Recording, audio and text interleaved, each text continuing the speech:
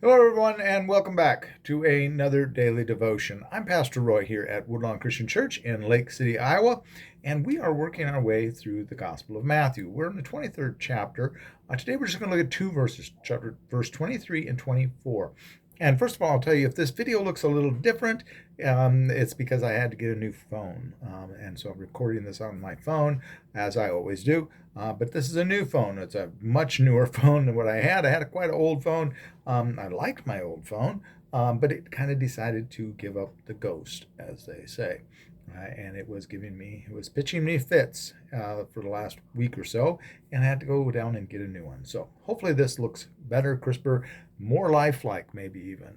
You can see more of the flaws that Roy has. My age perhaps shows more. But at any rate, let's get down to business. Let's take a look at Matthew chapter 23, verses 23 and 24. We are working our way through. I should tell you, as you remember, this is the woe section we're working through in chapter 23, which is the warning, the woes, and the weeping. I call chapter 23. So, woe to you, scribes and Pharisees, hypocrites! For you tithe mint, dill, and cummin, and have neglected the weightier matters of the law, justice, and mercy, and faith. It is these you ought to have practiced without neglecting the others.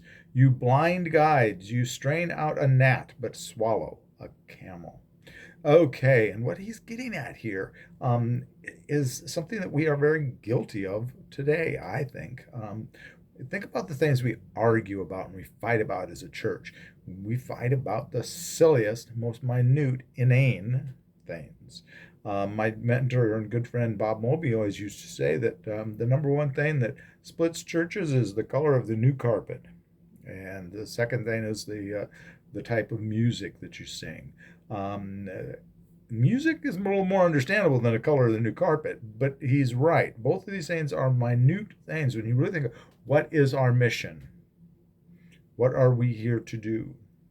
But yet we argue about these crazy, silly things. Here, Jesus is saying to the Pharisees, "You are tithing, and you're supposed to tithe the grain crops. But here, these are herbs. These are things that you're adding. These are not something where you were commanded to do the tithing for. But they're counting out the seeds, and all of this are being very, very precise and getting down to the nitty gritty, as they say, and forgetting about the bigger picture. It's kind of like the old saying, you pinch pennies but spend thousands.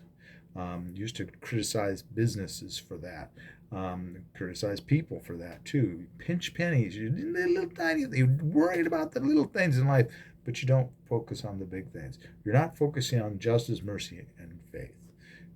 We are called to take care of the other. We are called to help one another. We're called to spread the gospel of Christ. That's what our job is as a church. Our job as a church is to bring people to Christ.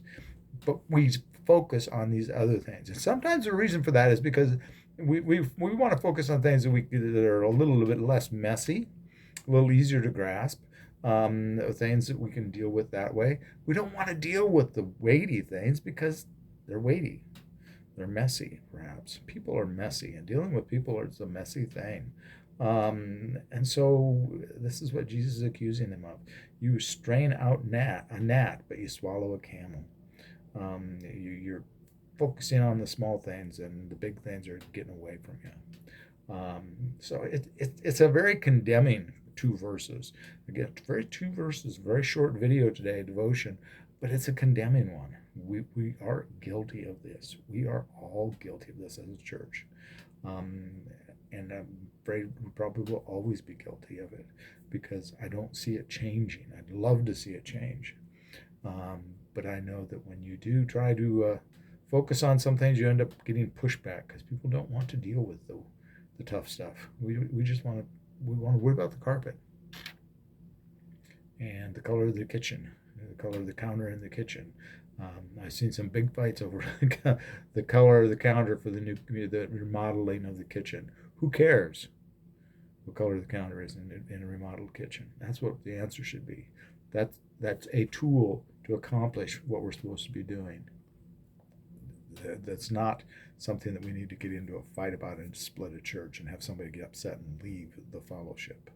So that's what I've got for you today, a short one. And I didn't post a video yesterday, it was a Monday. This one I'm putting up for Tuesday, July 26th of 2022, because we spent the day with our kids. Our son and our daughter were back with their respective girlfriend and boyfriend, and we got to spend a day with them. And I didn't post a video. But today, for Tuesday, I'm posting this one.